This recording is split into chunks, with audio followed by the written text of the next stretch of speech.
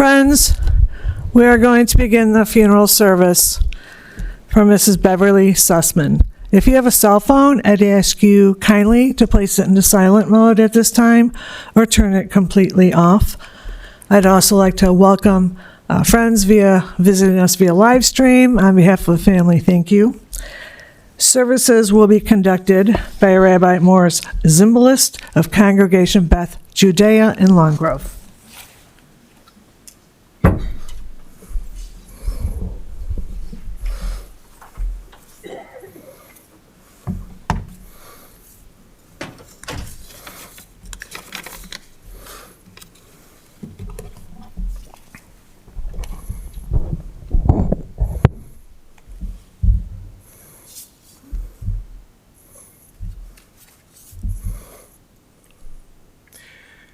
Talmid Chacham Imet, Mi mevi lanu trumato, ki yesh lakesef motza, umakom lazahav yazoku. Barzel me'afar yukach ve'even yatzuk nechusha. Ve'achachma me'ayin timatze, ve'eze makom bina. Talmid Chacham Imet, Mi mevi lanu Trumato. There is no replacing a person of wisdom.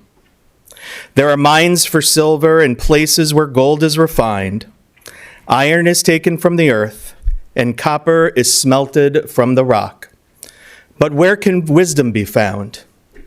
And where is the source of understanding? There is no replacing a person of wisdom.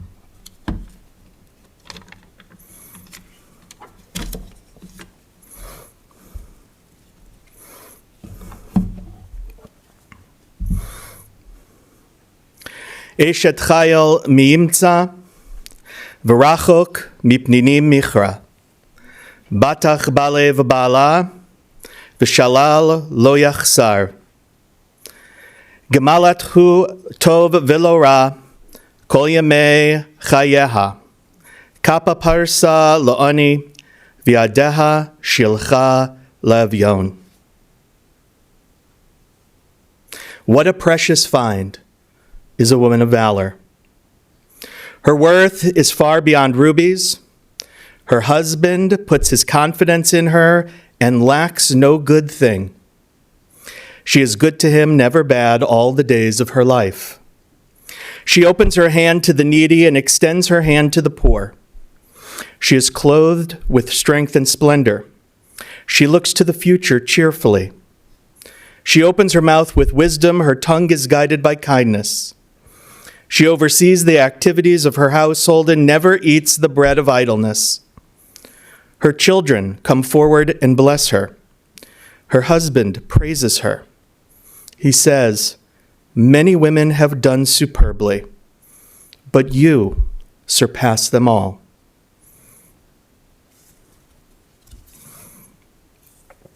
This time I'd like to invite forward Village President Eric Smith.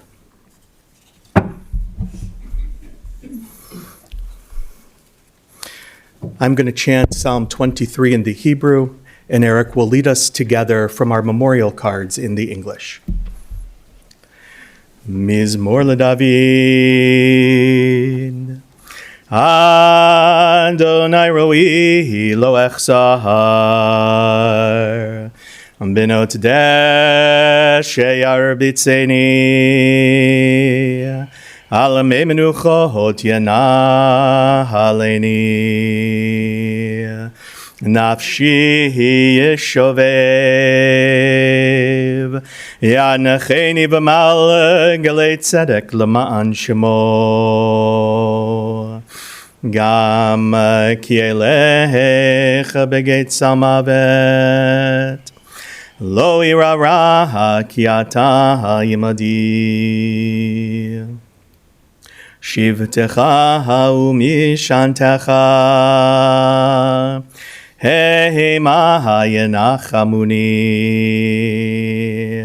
Taroch lefanai sholachan neged sorarai, deshanta b'shemen roshi kosi rivaya. Ach tov v'chesed yirdefuni, kol yamei chayai, v'shavti b'veit Adonai le'orech yamim. The Lord is my shepherd, I shall not want. He leadeth me beside the still waters. He restoreth my soul. He leadeth me in the paths of righteousness for his name's sake. Yea, though I walk through the valley of the shadow of death, I will fear no evil, for thou art with me. Thy rod and thy staff, they comfort me.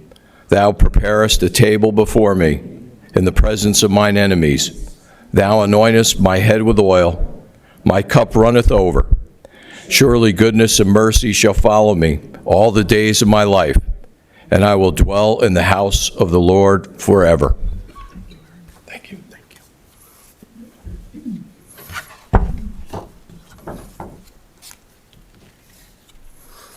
Thank you. Before we begin, I'd like to thank everyone for being here today. Those who are joining on live stream, thank you. Your touch, your care, and your support is palpable within this room. And to all who serve in positions of leadership within our village and the surrounding area, thank you for being here as well to honor Beverly. In Jewish tradition, the first overt sign of ritual mourning is called kriya, which means ripping. This ritual dates back to the time when our prophet Jacob thought his son Joseph was dead, and he rent his garments in mourning. Today, some choose to continue to rip their clothing as a sign of mourning. Others choose to rip a ribbon symbolically of their clothing to mark their ritual mourning. Because of Beverly's commitment to community, and to her family, and to friends, we are going to start this ritual as a community, together, as we remember her and honor her legacy. If everyone could please rise. For those who are wearing ribbons and those who are tearing their clothing, if you could hold with your right hand and repeat after me both in the Hebrew and in the English. Baruch atah Adonai, Eloheinu melech haolam, Dayan ha'emet. Praised are you, Lord our God, King of the universe, our righteous judge. Again in the Hebrew. Adonai Natan, Vadonai Lakach, Yehi Shem, Adonai Mivorach. The Lord has given, and the Lord has taken away. Praised be the name of the Lord.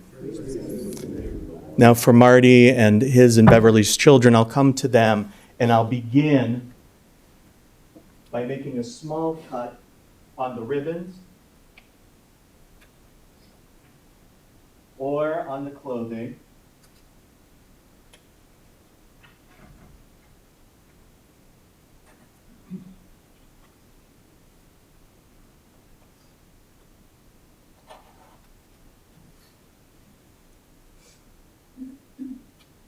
And to fulfill this mitzvah, if you can continue to make a tear, and so long as you can see and hear a tear, you've fulfilled this mitzvah. Baruch atah Adonai Eloheinu melech haolam.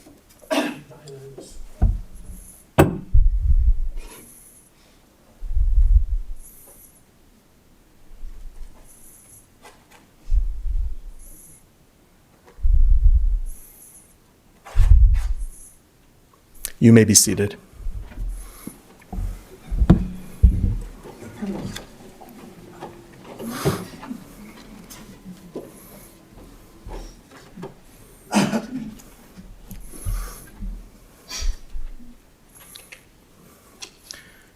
Within the Torah, we learn a gamut of laws about how we're supposed to live our lives. We are told to walk in all of God's ways, and I imagine that each of us walks in God's ways a little differently. To accomplish this, we need to have strength and fortitude to live a life of purpose. We must love with a whole heart, try to make everyone's life just a little bit better, and be dedicated to things much greater than ourselves. We must help and support our family, friends, and the communities we touch so that we leave a positive and everlasting imprint on all.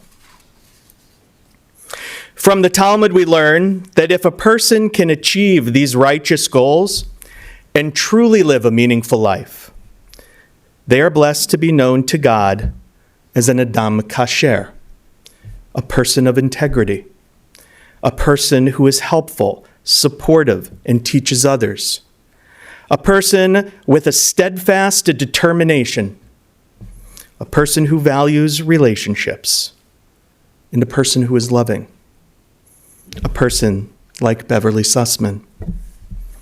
When such a person dies, the Talmud suggests that God himself not only cries, but God also counts and saves every one of his tears, thus clinging on to every precious reminder of that person's life. Those tears, together with our tears, symbolize the sanctity of a cherished life that has come to an end. Beverly Sussman was born on July 25th, 1941 in Brooklyn, New York. Growing up, Beverly was smart, an avid reader, and close with her sisters. And Beverly was motivated. At just 12 years old, she got a job as a secretary. Her employers thought she was in high school, and being the only female at this company, they installed a restroom just for her. And as Sam said yesterday, his grandmother was breaking gender barriers even at a very young age. Beverly graduated from Tilden High School and continued her education at Brooklyn College, earning a bachelor's degree in education and a master's degree in science education. Beverly was so smart, and she was way ahead of her time. Beverly and Marty were married on August 28, 1960, and blessed to be husband and wife for 65 years. Together, they raised 3 sons, Richard, Howard, and Robert. Beverly was also blessed to know and love her daughters-in-law, Marcy, Michelle, and Noah.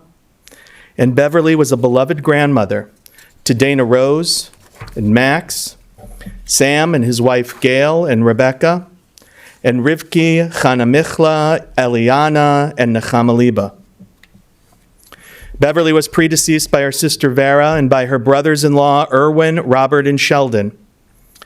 She is survived by her beloved husband Marty, by her children and their families, by her sister Gladys, and by many friends and colleagues from our greater community. Judaism was very important to Beverly. She prayed every day and for everyone. She lit Shabbat candles on Friday nights and regularly read the weekly Torah portions. Jewish holidays with loved ones were also very important to her. And when holiday preparations became more difficult, Beverly trusted Marcy to carry on the family traditions, an honor for Marcy and a source of pride for Beverly. Beverly was gorgeous. She was determined, accepting, and loving. She loved with her whole heart. She loved her family, her friends, and her community loved her too. Mina Shamayim Tenu Chamu. May heaven bring comfort to us all, and may our beloved Beverly, Braina Bat Shmuel V'Rivka, now Zichrona Livracha, blessed memory, rest in peace. At this time, I invite Marty to come forward.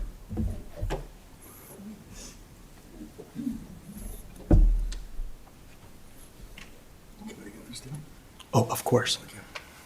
And their sons.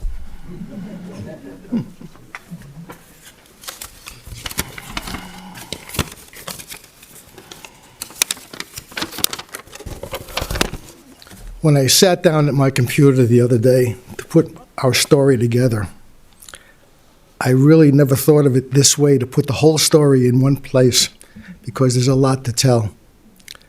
And when you come from a place like Brooklyn, there's a lot to tell.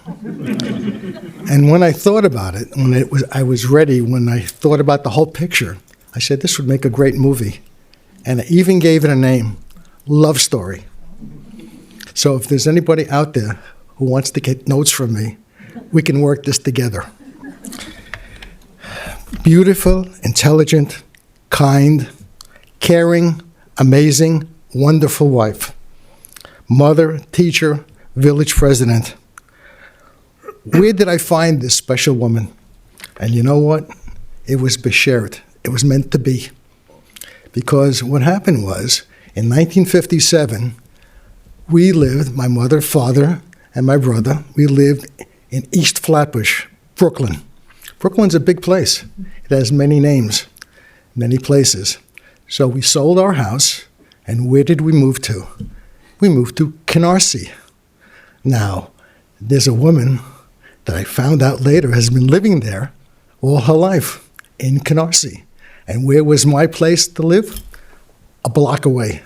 Across, like Route 83 is, this was called Remsen Avenue.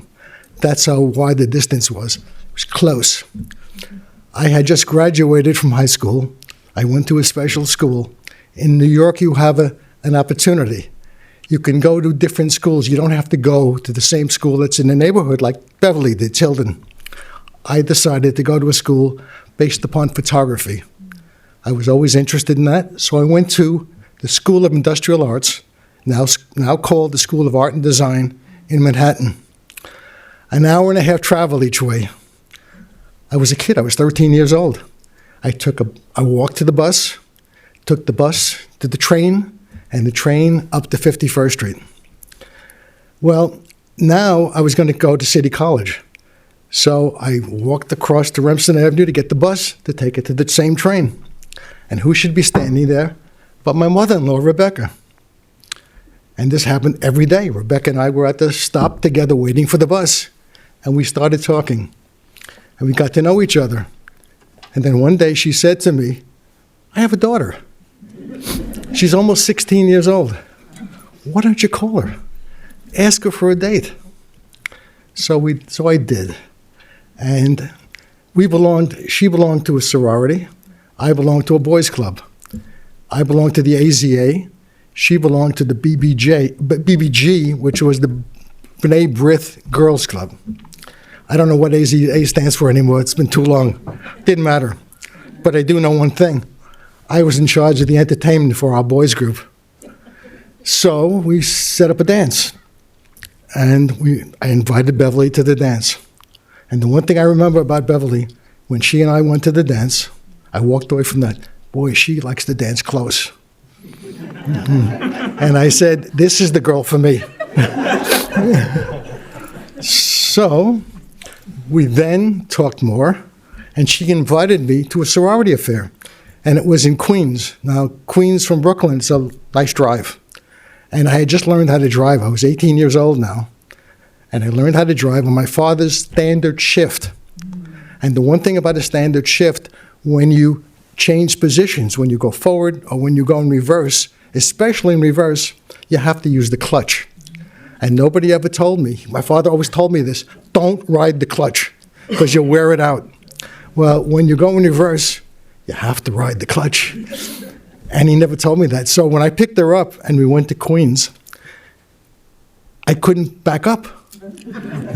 So I had to find a space that was big enough for me to pull into and hoping I could get out. Nobody would park in front of me. Luckily, right in front of the place. Couldn't have been better. And we went to that, and we had a wonderful time. And from there, we went to other places. We went to juniors in Brooklyn and on and on and on places. And we really got to know each other. So, how did we get here? And how did we get to the point where we were together? We went together 3 years. And in the final year, we were mad for each other. Just crazy. As a matter of fact, I would go to her house all the time when I was through with school, and we would sit in the living room, or we'd lay on the floor in the living room, we'd have a blanket over us, and my father-in-law, Sam, he would come into the living room, and he'd sit down and he'd watch us.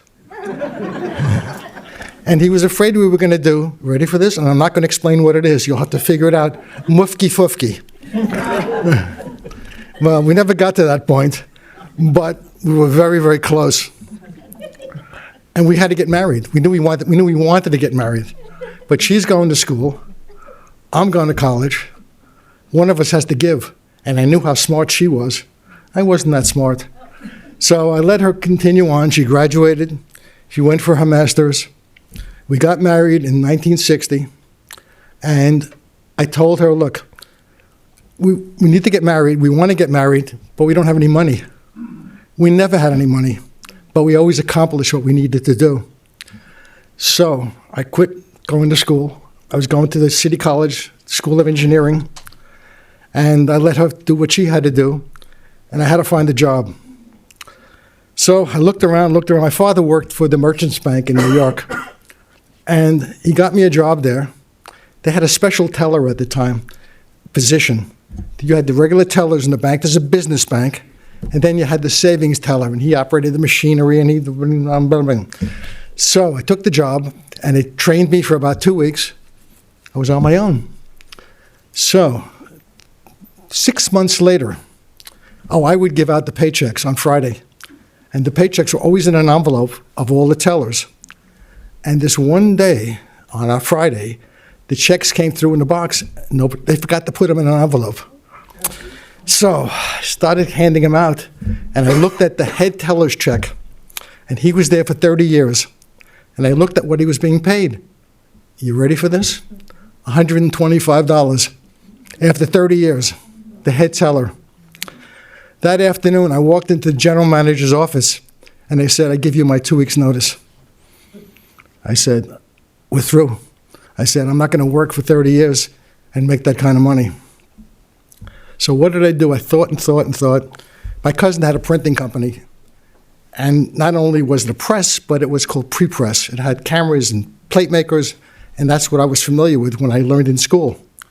So I stayed there for 3 days, watched this guy do his thing, and then I said to my cousin, look, I'm going to an agency, an employment agency. I'm going to tell him I was here for a year.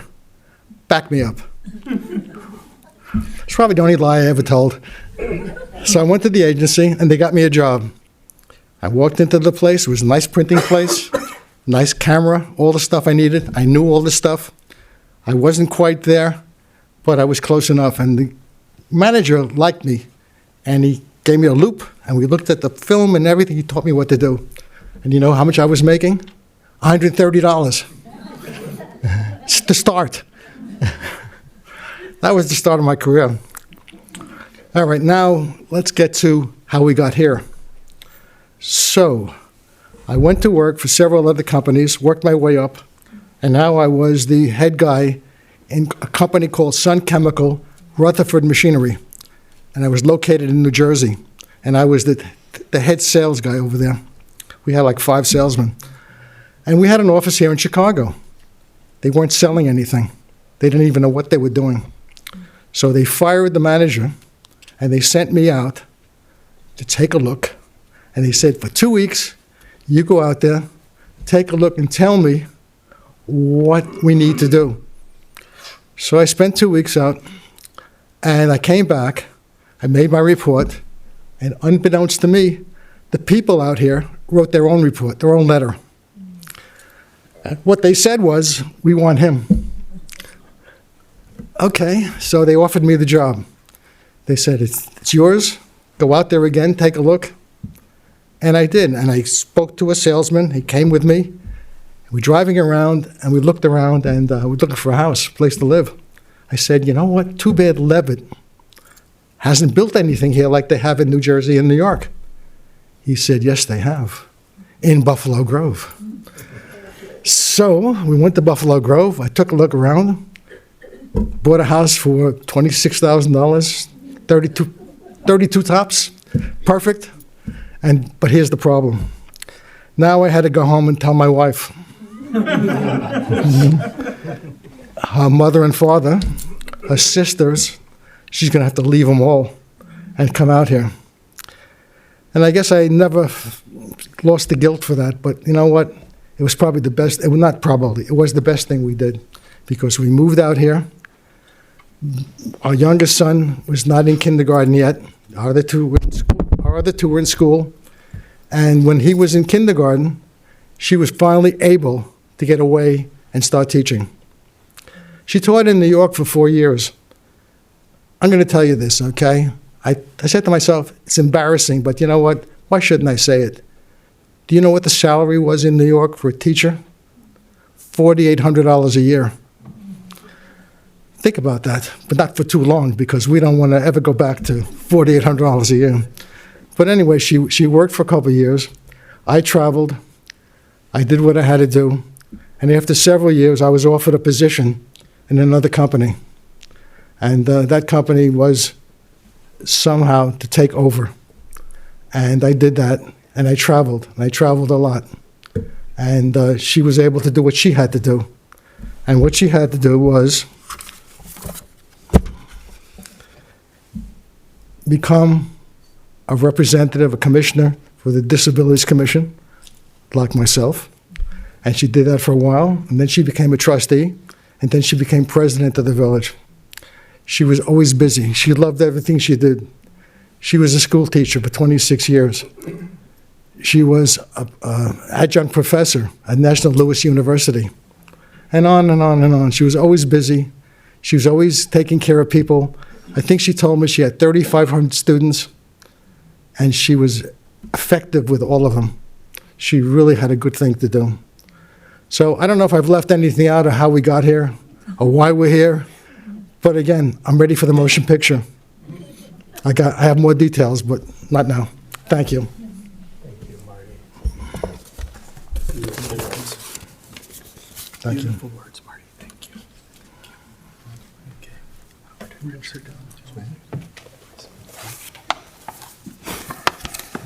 You can go somewhere.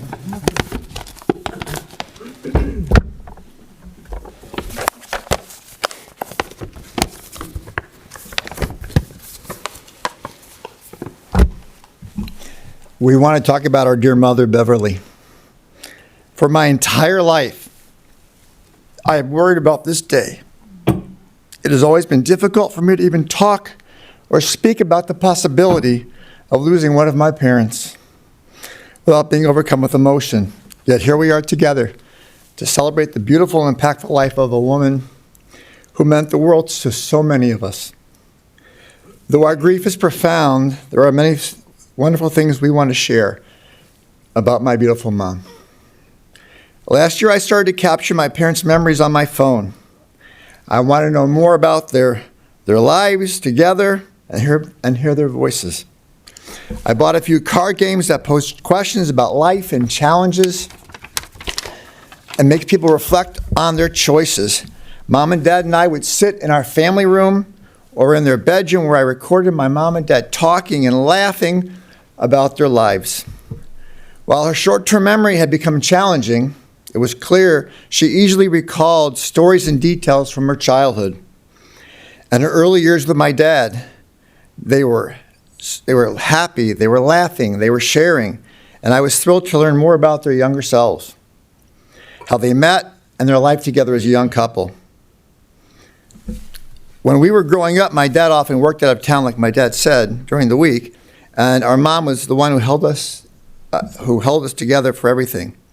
I can still picture sitting on the stairs late at night, watching her cook or work at her sewing machine. She always seemed to be awake and always doing something for us. That was our mom, loving, steady, and dependable. We think back to our family trips in the station wagon my dad called the Yellow Bird on the CB radio. One of our favorite memories is a family trip to New Orleans. We stayed at the Sonesta Hotel. Dad forgot to leave money for meals, but the hotel had given us daily ice cream tokens. So that day, we happily ate ice cream sundaes for breakfast and for lunch. Our mom made even the unexpected feel fun and safe.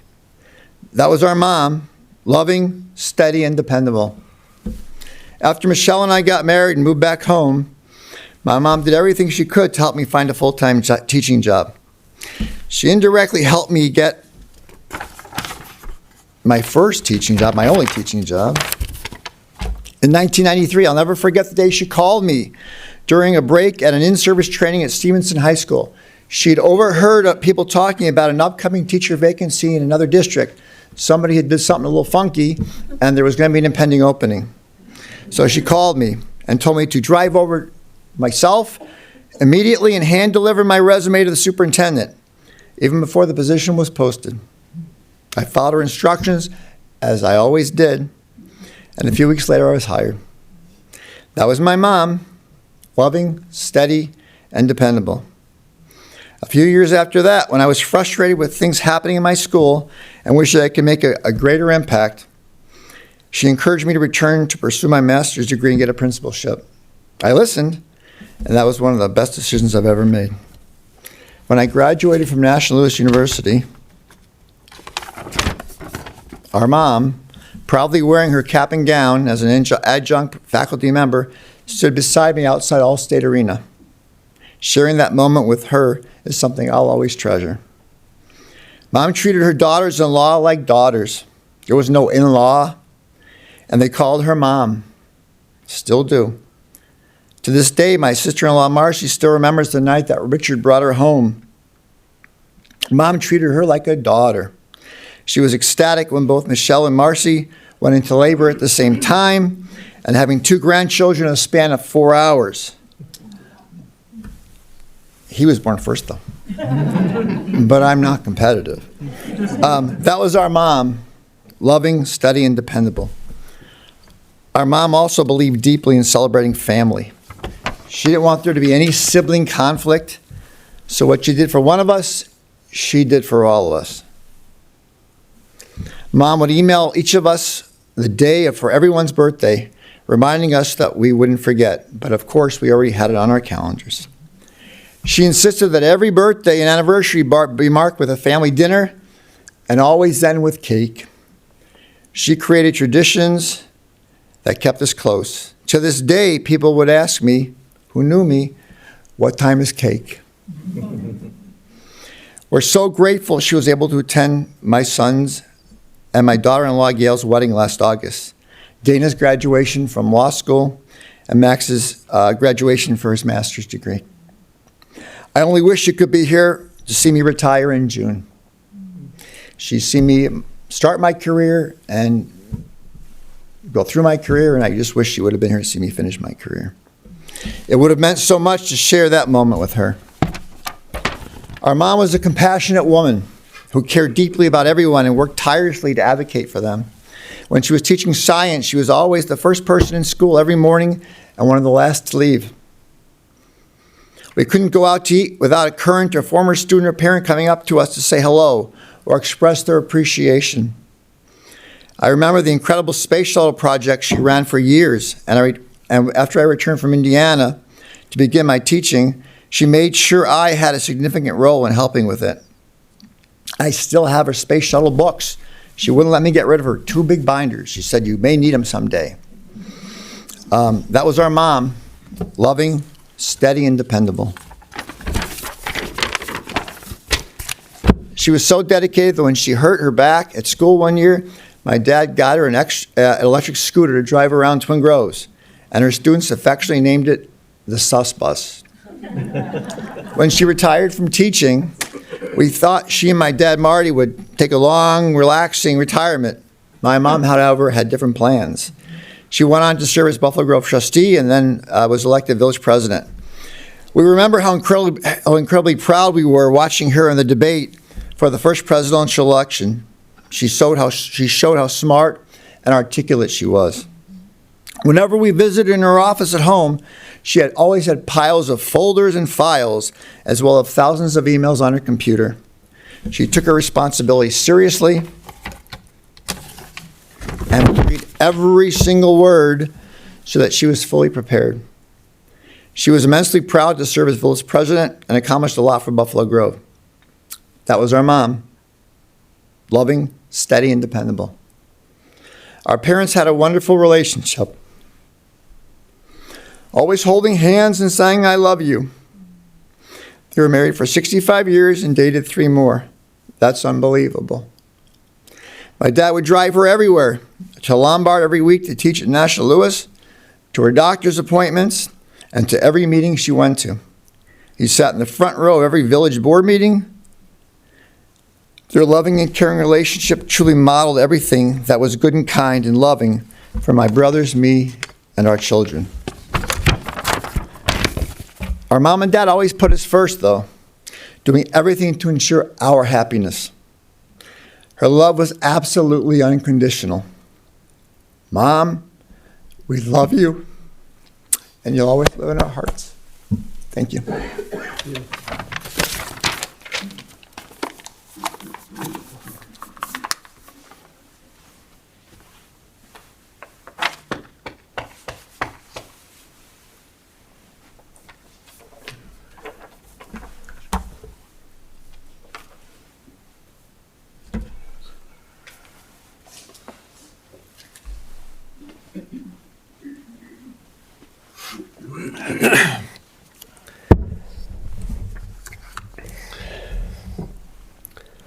Thank you, everyone, for being here today, for honoring my mother with your presence.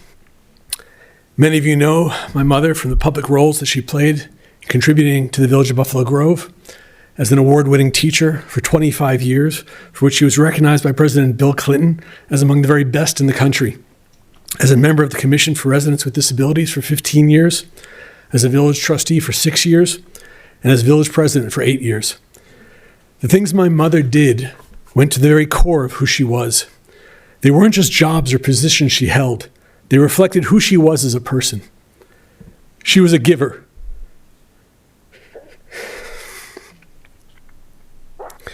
She was someone who deeply cared about other people, and she taught her children to give and to deeply care about other people too. But 8 years ago, we share this in common. On a visit with my family to Buffalo Grove, I recorded a conversation with my mother and my children in which she told them about her life. My mother was born and grew up in Canarsie, a neighborhood in Brooklyn, the youngest of 3 daughters of Samuel and Rebecca Kall. The roles she would play later in her life were foreshadowed by her experiences as a child. In 8th grade, she was elected mayor of her school, running on a slogan, "A vote for Kall is good for all." In 5th, 6th, and 7th grade, she served as the borough president. She always wanted to be a teacher. She loved working with children.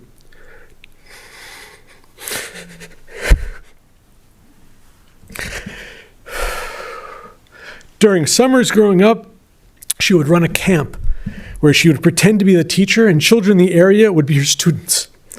She had a grade book where she checked attendance and marked their assignments. It wasn't just pretend, she actually taught them things. She enjoyed the satisfaction of knowing that she had helped somebody learn something. She laughed as she told my children about this, reminiscing how she would watch the neighborhood children for hours each day and didn't charge anything for the camp.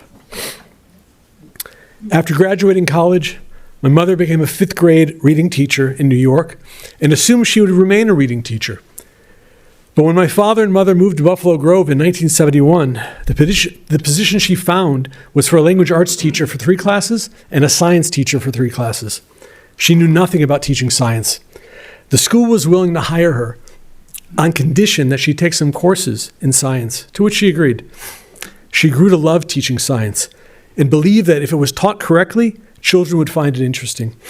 She described how the great part about science was that the curriculum wasn't rigid like reading and language arts, and she was able to do whatever experiments that she wanted to with the children and make the learning fun. She also told them about her role as president of Buffalo Grove. She said, "If someone has a problem or needs something, They email me, and I try and help them because I feel that's what my job is, to try and do what I am supposed to try and do what I'm supposed to help people. That's why I run the village. When my mother later described her own mother to my children, it was hard not to see the similarities between them. She said, "My mother was the kind of person who tried to help people and do whatever she could to help someone." I'd like to share some stories about my mother that I managed to jot down after learning of her passing.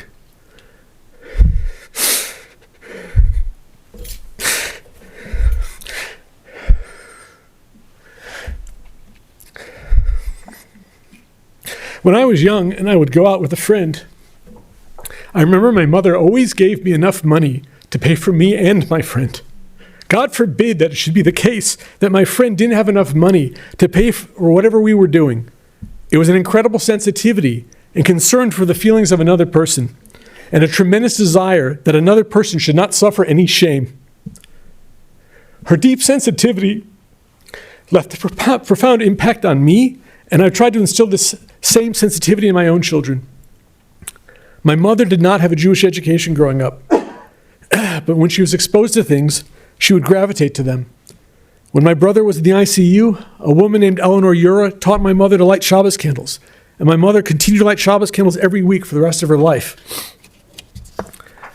My mother would devotedly say 2 chapters of Tehillim, the book of Psalms, each morning and each evening. For years, she said them in English. When my father-in-law became sick, she decided at the age of 66 to take the Hebrew reading crash course as a merit for his recovery. In fact, she took that course twice. From that point on, she would sit and break her teeth, forcing herself to say those same chapters each morning and evening in Hebrew. When we would visit, she would ask our children to help her, to listen to her saying the Tehillim and to correct her pronunciation, so she could make sure that she was saying everything correctly. As my daughter Eliana reminded me, once Nana started saying Tehillim, you had to wait until she was finished, because she wouldn't interrupt for anything. And as Eliana noted, Nana said them even though it was hard for her. Once she could read them in Hebrew, she wanted to say them in Hebrew. And that probably took her at least 10 to 15 times as long as it would have to say them in English. I remember my mother once calling me. She was crying. I asked her if everything was okay, what had happened. Through her tears, she managed to get out the words, "Moshe died." My mind raced. I couldn't think of anyone whom she knew named Moshe. Who does she know named Moshe? So I eventually had to ask, "Mom, Moshe who?" After a few minutes, she managed to say the words, "Moshe Rabbeinu," referring to Moses from the Hebrew Bible. And then it became clear what happened. She had, for the first time in her life, reached the end of the Chumash, of the 5 books of Moses, where Moshe Rabbeinu passes away. And she was sobbing, heartbroken. This wasn't a once-off event. It repeated for many years after that. She would call me crying each time she would get to the end of the Chumash and read about Moshe's passing. Halavai, if only we would all feel so deeply attached when we read and study the Chumash, that we should cry about such things. My family and I live in a suburb in Johannesburg, and our home is frequented by many guests. It's not unusual for us to have 20 guests at a Shabbos meal, and even more for the Jewish holidays. And when I say guests, I'm not talking about family and friends. I mean people who really need a place to go. Doing such things obviously adds up quickly, but we made a conscious choice a long time ago to make guests a priority in our home. My mother would often deposit money into our account and ask me to put it towards the chesed that we do, to help us cover those expenses. She very much admired what we were doing, and she wanted to be a part of it. When I worked as the editor for a Jewish magazine, I published more than 400 pages over the course of nearly 7 years. That's roughly 200,000 words, or the equivalent of just over the average 3 books. My mother painstakingly read every word because I asked her to and valued her feedback. She was always my sounding board because I wanted to make sure that the things I wrote could be understood by every Jew, regardless of religious affiliation and background. She would correct grammatical mistakes. She would indicate when something wasn't clear. She happily read whatever I wrote, no matter how many drafts it sometimes took to get things right. When my mother passed away, there was a void created. I think we have 2 choices. We can sit back and allow for the inevitable, for that void to be filled up with whatever may come. Or we can try our best to fill that void with Kedusha, with holiness.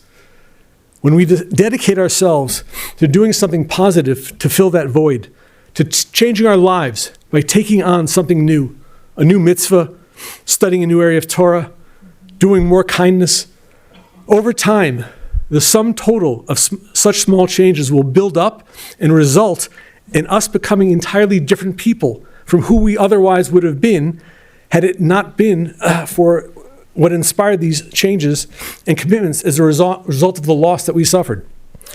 And then we can look back upon the death from a different perspective, mourning her passing while at the very same time able to look upon the occasion in an entirely new light. But for her passing, the positive changes and commitments that we've since made in our own lives would not have taken place. It does not and cannot make up for the loss, but speaking from previous experience, it does provide a significant measure of comfort nonetheless. I would like to encourage everyone here, but especially my mother's grandchildren, to fill the void left by her passing. Light Shabbos candles each week. Set aside time each day to say Tehillim. Set aside time to read the weekly Torah portion. Give tzedakah, do chesed, do kindness. Give and give and give and never stop giving. When we leave this world, we take nothing with us except the mitzvahs that we did. May we fill the void left by the passing of Beverly Sussman, Bryna Bas Shmuel, beloved wife, mother, and grandmother, with Kedusha, with holiness. And may the actions we take in her memory serve as a merit for her and provide an aliyah, an uplifting for her neshama, for her soul.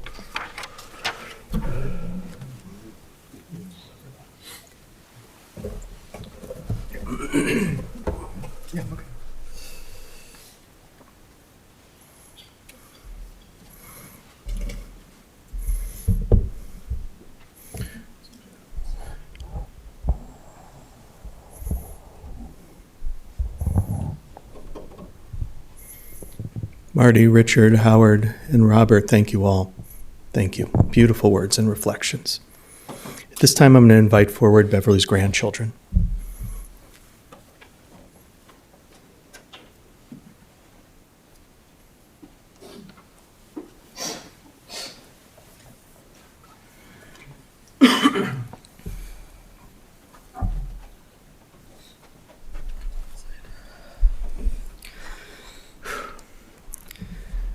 As my dad shared with all of you, Dana and I were born one day apart, merely 4 hours. Yes, he's right, I was first, and yes, I'm being competitive, I get that from him. Why am I bringing this up?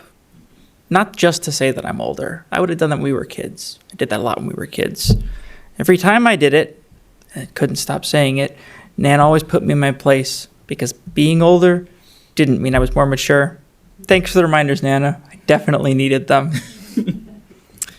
I mention this because Nana insisted each of us had our own day.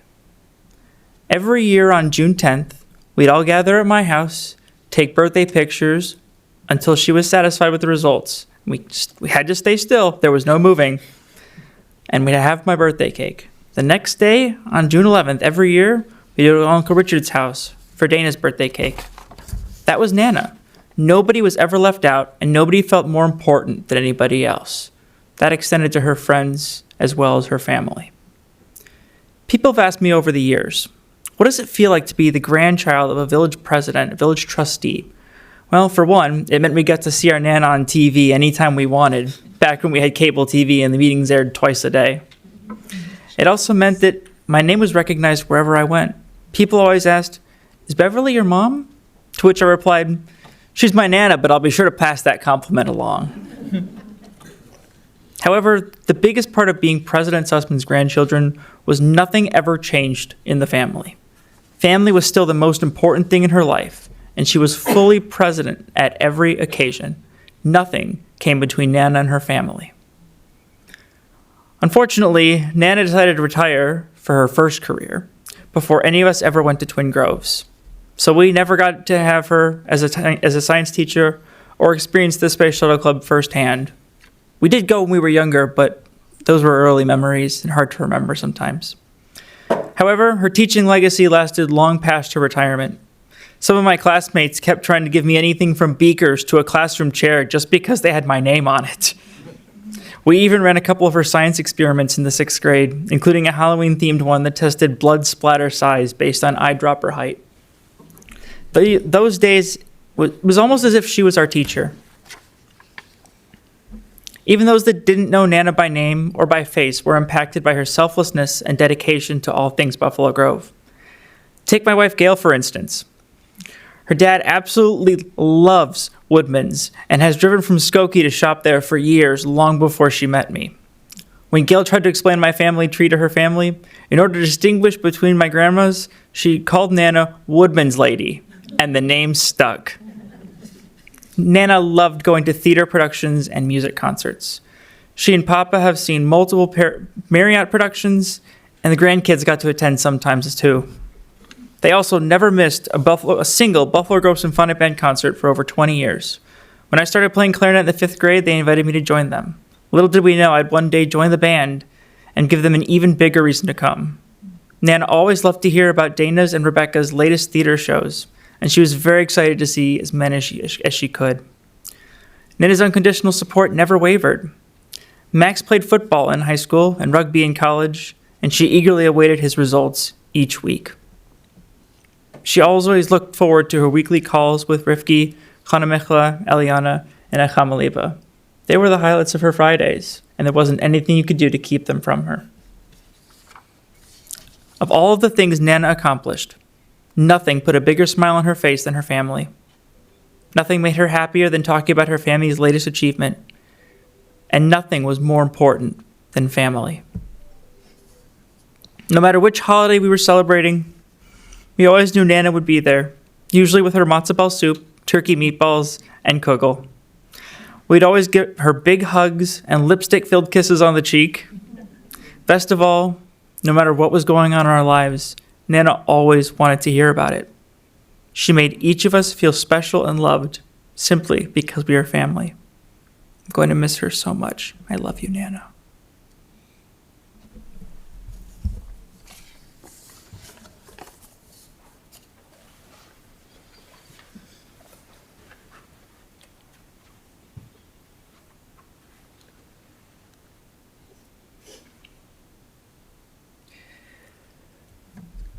The person you all know as Beverly or Mrs. Sussman, I know as Nana. She did so much for everyone around her and was a big role model even now. When I was younger, at family dinners like Thanksgiving or Passover, or basically any kind of dinner we could think of ever having, I was a very picky eater. I've gotten better over the years, but before I did, there was always one thing that I could go to dinners for, and that was Nana's kugel. A sweet noodle dish, a simple dish, and definitely not the healthiest thing on the menu. My parents always placed a limit before we got to Nana and Papa's for how many pieces of kugel I could actually have. I very rarely kept to that number. People would always sneak me pieces here and there. Thank you, family. She would always make it the same way. It ended up very dark on the top and nice and crunchy. And she would take it out of the oven every single time the same way. And the first person who ever got their hands on it was my dad. He'd start picking off the crunchy bits on the top. Those small moments are the ones that I will cherish for the rest of my life. The pride and joy she had on her face after every time I performed a concert or a show, the sharp and witty things that she would say, that's just Nana. And I love her for the big things and the small. I had recently told her she impacted so many people's lives in a positive way. This is only a small portion of that giant group that she is truly affected.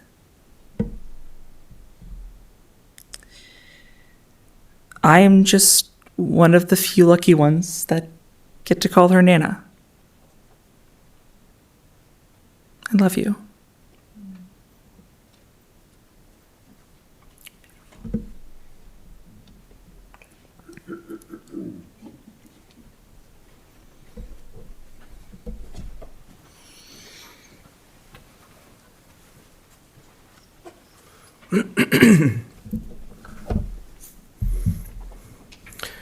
Thank you all for the beautiful words and love and support.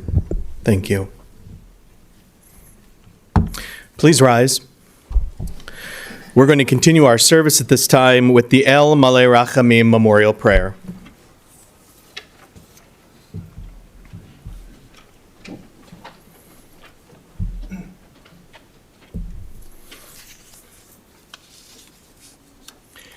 El Malei Rachamim Shochen Bameromim Hametzei Menucha Nechona Tachat Kanfei Ashchina B'malot Kedoshim utorim, Kezohar Kiyamazahirim, Et Nishmat, Braina Bat Shmuel V'Rivka, Shehalacha Le'olama, Began Eden, Tehei Menuchata, Anabahal harachamim hastireha beseter knafecha leolamim utzror bitzrachayim ed nishmata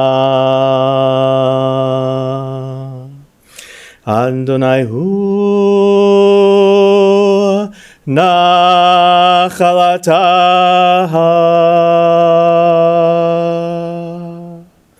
V'tanuach B'shalom al mishkava V'nomar Amen. Exalted, compassionate God, grant infinite rest in your sheltering presence among the holy and the pure. To the soul of Braina bat Shmuel V'Rivka, our beloved Beverly Sussman, who has gone to her eternal home. Merciful One, we beseech you, we ask that Beverly find perfect peace in your eternal embrace. May her soul be bound up in the bond of life. May she rest in peace. And let us say, Amen. Amen. Please be seated for a moment.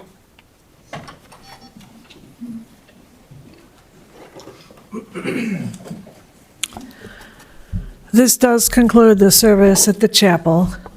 The family will be receiving condolences today following the interment at the Community Arts Center. That's 225 McHenry Road in Buffalo Grove. That'll be immediately following the cemetery until 9 p.m. this evening, with minion service at 6:30 p.m.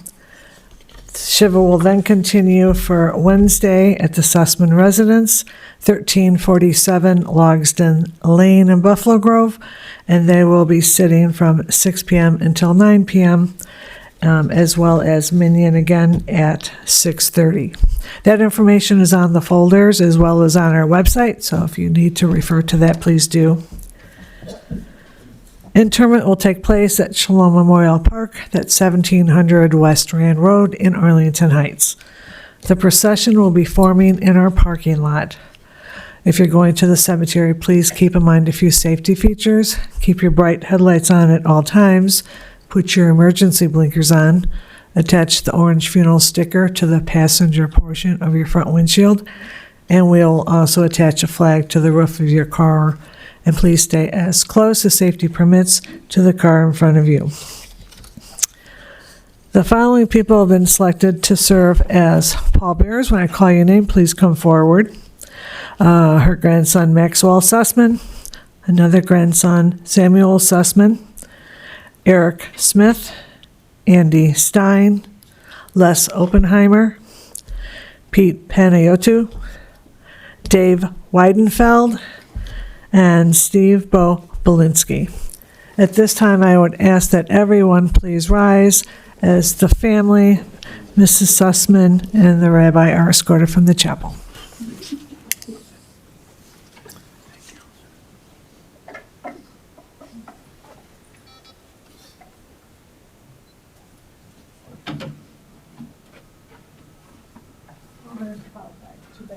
יושב בסתר עליון, בצל שדי יתלונן.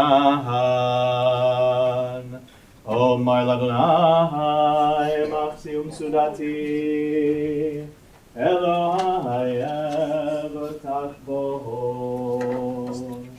יבוא יציל אותם.